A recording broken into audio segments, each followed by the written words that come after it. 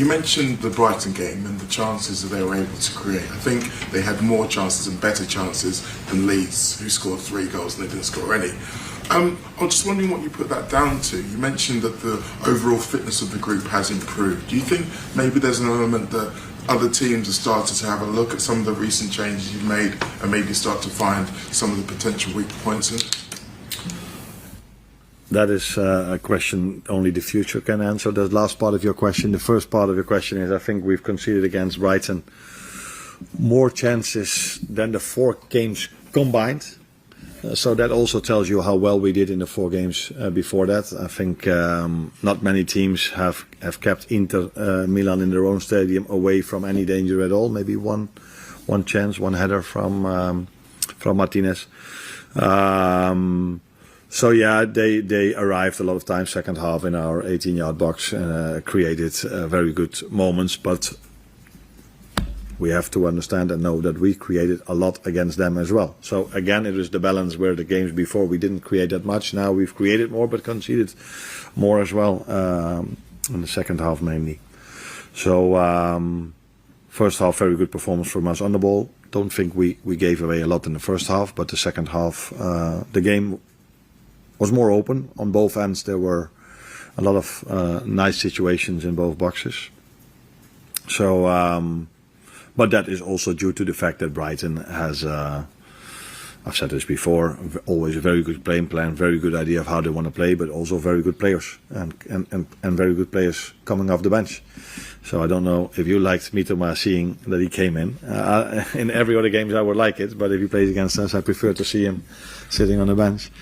Because he's one of the very good players they have.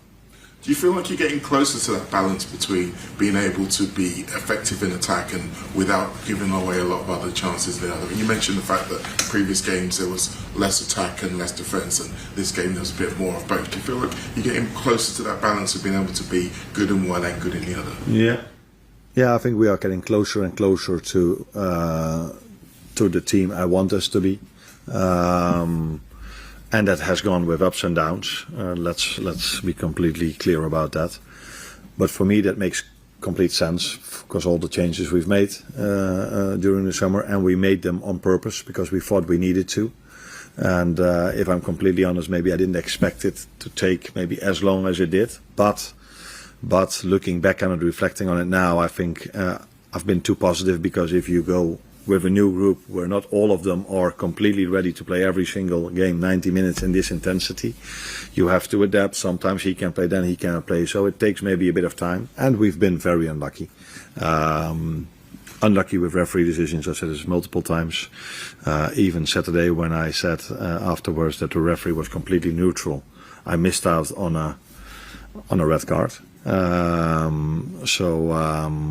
Another influential decision, but this time it didn't hurt us, and we have to go to that situation. If a referee decision is against, it doesn't matter. We are still good enough to win. If we concede a set piece, no problem. We're still able to win. So set piece is another thing. I think from almost all the losses that we've had, except for one maybe, in all the other ones we've conceded a set piece, and we shouldn't be. That shouldn't influence our result anymore, and that's why we have to improve. That we're not depend as much on luck or bad luck, because we are in that mix too many times from the start of the season.